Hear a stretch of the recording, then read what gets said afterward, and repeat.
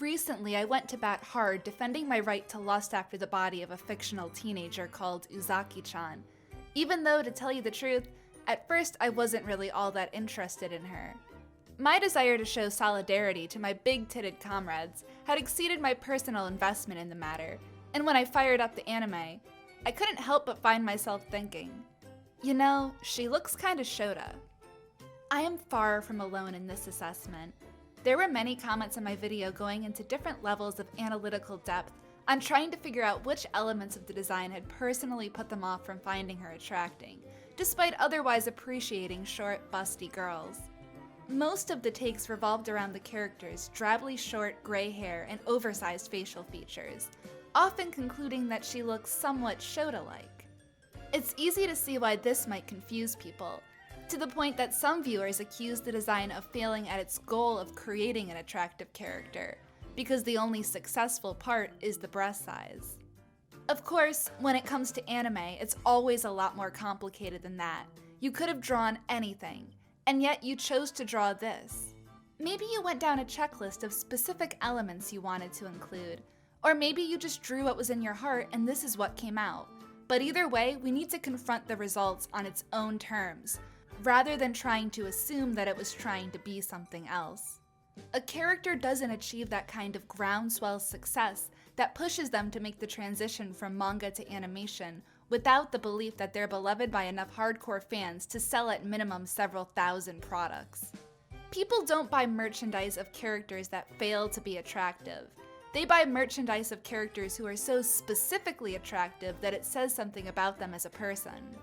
If you have to ask, why is Uzaki-chan popular, then you probably haven't taken the time to actually watch the show, as its intentions are pretty clear. Just engage with Uzaki as a character instead of a sex object, and you'll quickly come into contact with her personality. That is a very sincere, kindly, and high-energy young woman, compelled by her desire to help her upperclassmen live a less boringly independent lifestyle.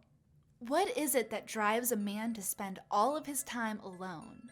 Perhaps he isn't sure how to meaningfully insert other people into his life.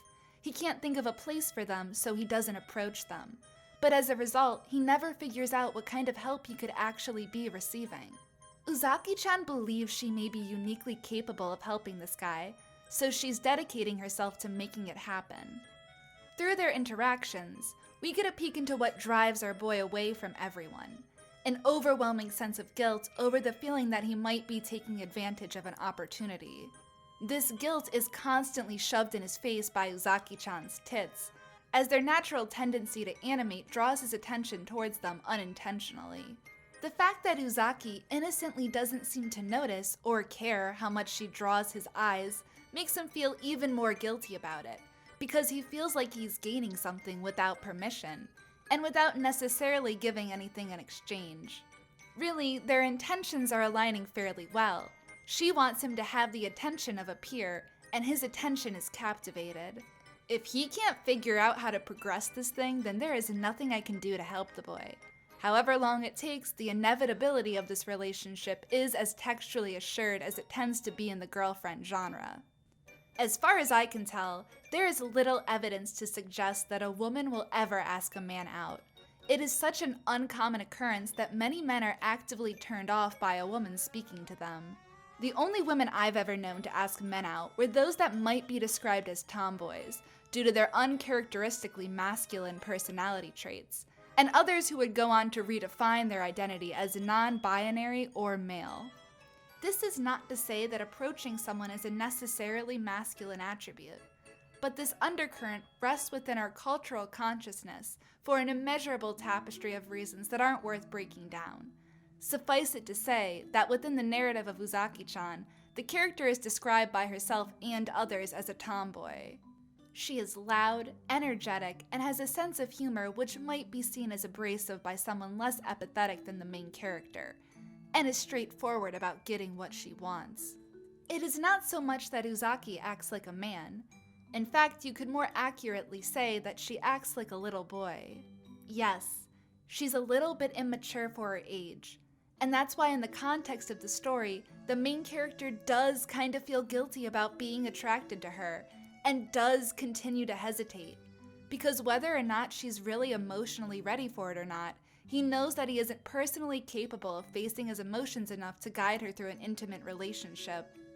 Whether your fantasy is having a go-getter girlfriend who takes the weight off your back of being in control all the time, allowing you to open yourself up to more emotional experiences.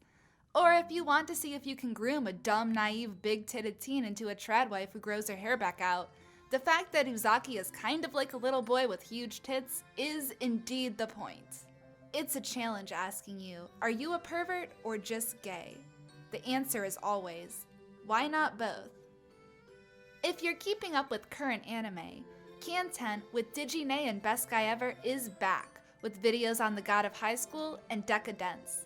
If you want to hear Digine's voice again, you can pay her $5 per 100 words to read whatever you want on Fiverr. And as always, if you like this video, please like and subscribe, and consider donating to our Patreon so we can keep making anime videos. Alright everyone, see you in the next one.